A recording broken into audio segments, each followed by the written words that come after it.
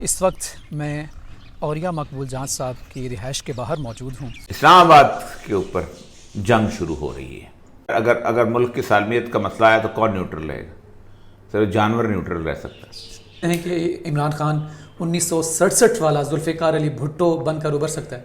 उससे ज़्यादा ताकतवर बनकर उभर सकता है। जुल्फ़िकार अली भुट्टो के पास सिर्फ एक कार्ड था, इमरान खान के पास 4 कार्ड है। पब्लिक को मोबिलाइज कर सकते हैं। पब्लिक तो मोबिलाइज हो चुकी हुई है। 3 जलसों ने साबित करे टांगे कांप रही हैं।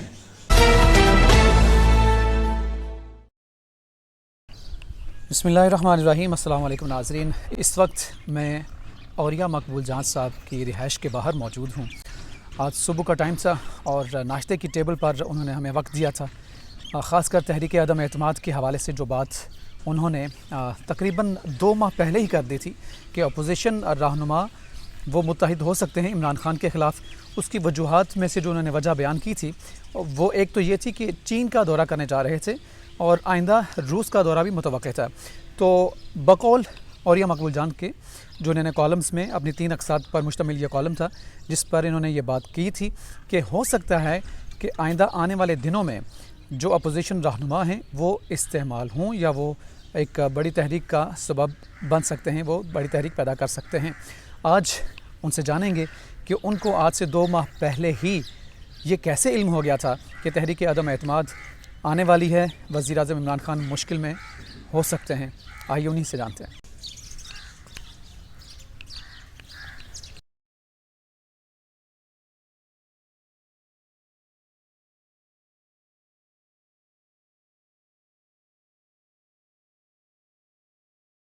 नाज़रीन, आज से 1.5 महीना कबल औरिया मकबूल जान साहब के 3 कॉलम्स की अक़सात आती हैं जिसमें अपोजिशन रहनुमाओं की जानिब से मुमकिना तहरीक के बारे में बयान किया जाता है और इसकी वजह यह बयान की जाती है कि अक्टूबर में मुख्तलिफ अपोजिशन रहनुमाओं के साथ अमेरिकन डिप्लोमेट्स की मुलाकातें हुई हैं। इनसे जानते हैं कि आज से 1.5 महीना पहले कैसे पता चल गया था कि इस कदर तहरीक अदम एतमाद लाई जा सकती है और पब्लिक अपराइजिंग हो सकती है। हमारे साथ औरिया मकबूल जान साहब मौजूद हैं, मज़ीद इनसे जानते हैं कि सियासत को तकरीबन गुज़श्ता 10-12 साल से मुताला करें तो आपको पता चलेगा कि पाकिस्तान के अंदर ये हालात पैदा होने ही थे, बल्कि पैदा किए जाने ही थे। उसकी वजह यह है कि अमेरिका जब अफ़गानिस्तान और इराक़ से निकला तो 2011 में उन्होंने पॉलिसी दी कि हम आइंदा अगली सदी कहाँ गुजारेंगे। तो अगली सदी उन्होंने कहा कि हम बहरुल काहिल और बहर हिंद में गुजारेंगे, जहाँ कि हम चीन को उभरती हुई ताकत बनने से रोकेंगे। और दूसरी बात ये थी कि हम रूस को भी उसका साथ देने से रोक लेंगे। तो इसके लिए रूस और चीन को रोकने के लिए 2 बुनियादी मुल्क बनते थे, एक यूक्रेन और एक पाकिस्तान। यूक्रेन में 2004 में एक सदर आया था जो कि रूस को पसंद करता था, तो उस सदर के ख़िलाफ़ सबसे पहले सुप्रीम कोर्ट को इस्तेमाल किया गया और उसको धांधलीज़दा इलेक्शन करार दिया गया। फिर उसके बाद हुआ यह कि उसके ख़िलाफ़ एक तहरीक चलाई गई जिसको ऑरेंज रेवोल्यूशन कहा जाता है। उस ऑरेंज रेवोल्यूशन को 6-7 लोगों ने फ़ंड किया, जिसमें सोरोस का अदारा था उसने फ़ंड किया, जिसमें यूएसएड ने फ़ंड किया, अमेरिकन स्टेट डिपार्टमेंट ने फ़ंड किया, उसके बाद एंडोवमेंट फ़ंड जो था उसने फ़ंड किया। और इन सारों ने मिलकर वहाँ पर एक तहरीक चलाई और उस दौरान वो बीमार पड़ गया।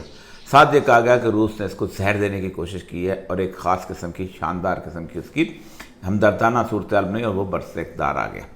उसके बाद रूस तेज़ हो गया, उसको पता चल गया कि मुझे यहाँ से रोकने की कोशिश की जा रही है, क्योंकि यहाँ से बहर असवद जो है ब्लैक सी उसको उसका रास्ता रोका जाए। उसने भी अपने बंदे खड़े किए और उसने फिर उस बंदे को जो इन्होंने उतारा था 2010 में दोबारा उसको इक़्तिदार में ले आया। अब इन्होंने वो पूरे का पूरा वो काम शुरू किया कि जो ये कर सकते थे। इन्होंने वहाँ पहले रैलियाँ शुरू की, फिर उसको कहा कि यूरोप में आना चाहिए हमें क्योंकि रूस में नुकसान है। इस नुकसान के खाते में वहाँ पर धरने शुरू हुए। उन धरनों से 3-4 महीने पहले एम्बेसडर से मिलना शुरू किया।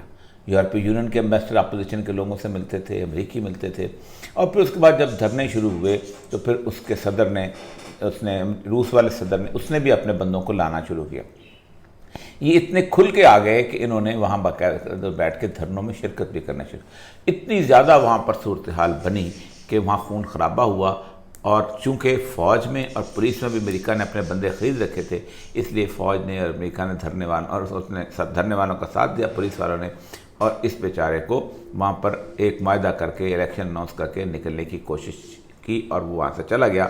اور اس کے بعد وہ مسخرے زیلنسکی کو، جس کے دادا جو تھا وہ ہولوکاسٹ کا تھا یہودی، اس میں اس کا ہلاک ہوا تھا، اس کو یہاں لا کے اس کا صدر بنایا گیا تاکہ یہ اپنی کوئی سوچ نہ رکھے، ہماری سوچ پہ چلتا رہے. اس کے بعد یہ علاقہ جو ہے روس سے نکل گیا، جس کے بعد روس نے کریمیا پہ حملہ کر کے اپنے حالات بہتر کرنے کی کوشش، اب اس کو حملہ کرنا پڑا. یہی گروپ پاکستان میں آزمایا جا رہا ہے، اور اس وقت پاکستان کے اندر وہی چیز برپا ہو چکی ہے. اور اگر 23 تاریخ کو یہ چیز ہوتی ہے تو پھر ہوگا کیا؟ یہاں پر کس کا مفاد ہے؟ چین اور روس کا مفاد ہے. لیکن یوکرین اور پاکستان میں فرق ہے. امریکہ یوکرین کو ایک پرامن ملک اور یورپ کا حصہ بنا کر رکھنا چاہتا ہے، جبکہ پاکستان کو وہ مسلسل عدم استحکام کا شکار کرنا چاہتے ہیں. وہ چاہتے ہیں کہ یہاں مستقل عدم استحکام رہے اور یہاں سی پیک آگے نہ بڑھ سکے، چین کو راستہ نہ ملے، اور یہ مکمل طور پر جو ہے ایک تباہی کی طرف کا ملک بنے، اس میں انڈیا سے حملہ کرنا پڑے یا کچھ اور کرنا پڑے. فرق یہ ہے کہ آج سے بعد اسلام آباد کے اوپر جنگ شروع ہو رہی ہے، اور جنگ کس کی ہے؟ دو بڑی قوتوں کی، اسلام آباد کے اقتدار اعلیٰ پر قبضہ کرنے کے لیے. یہ نظریاتی جنگ نہیں ہے. یہ جو میلہ سجا ہے، یہ میلہ جس چادر کو اتارنے کے لیے سجا ہے، وہ چادر بنے طور پر اس ملک کے استحکام اور سالمیت کی چادر ہے. اب دیکھتے ہیں کہ اس میلے سر میں آپ کون نے جو کہا ہے اکتوبر میں جو ملاقاتیں ہوئی تھیں امریکن ڈپلومیٹس کے ساتھ اپوزیشن رہنماؤں کی، آپ نے ذکر کیا تھا اپنے کالمز میں، تو یہ اسی سلسلے کی کڑی ہے جو آج جو دیکھنے کے مجھے نہیں پتا، کیونکہ ملاقاتیں خفیہ تھیں. میں نے دنیا میں کسی ملک میں اپوزیشن لیڈروں سے امبیسڈر ملاقاتیں نہیں کرتے، یہ پروٹوکول کے خلاف سمجھا جاتا ہے. اچھا، اور صرف یہ بتائیے گا کہ صرف وزیر اعظم کو ہٹانا ہی مقصود ہے یا آئندہ آرمی چیف کی جو تعیناتی ہونے جا رہی ہے نومبر میں، اس کا بھی ایک مقصد ہے، ایک پلان کا حصہ ہے یہ سارا؟ میں نے آپ سے بتایا ہے کہ پاکستان کو ڈسٹرب کرنا مقصد ہے. آرمی چیف کوئی بھی آتا رہے، پاکستان مسلسل خون میں نہاتا رہے تاکہ یہاں پر ایک راستہ نہ بن سکے چین کے لیے.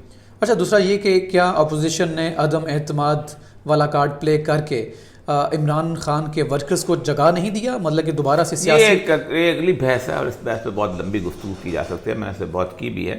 عمران خان دونوں طرف سے فائدہ مند ہے، لیکن معاملہ یہ ہے کہ یہ جو وہاں ہجوم پہنچ رہا ہے، یہ ہجوم وہاں کیا کرے گا؟ سوال بھی یہی ہے. تو کیا سر امپائرز جو ہیں یہ واقعی نیوٹرلز ہیں؟ وہ یہ بھی بہت لمبی بحث ہو چکی ہوئی ہے. امپائر اگر ملک کی سالمیت کا مسئلہ ہے تو کون نیوٹرل رہے گا؟ صرف جانور نیوٹرل رہ سکتا ہے. اور کیا آپ سمجھتے ہیں کہ عمران خان 1967 والا ذوالفقار علی بھٹو بن کر ابھر سکتا ہے؟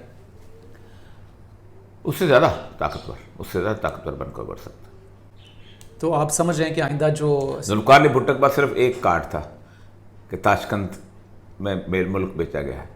عمران خان کے پاس 4 کارڈ ہیں. افغانستان کو میں تسلیم کرنا چاہتا تھا، انہوں نے روکا. میں امریکہ کو اڈے نہیں دینا چاہتا تھا، انہوں نے روکا.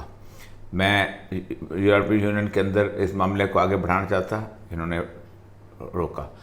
سارے چوروں کے خلاف میں ایکشن لینا چاہتا تھا، یہ راستے میں لوگوں کی ضمانتیں کرواتے رہے، ان کو باہر بھجواتے رہے.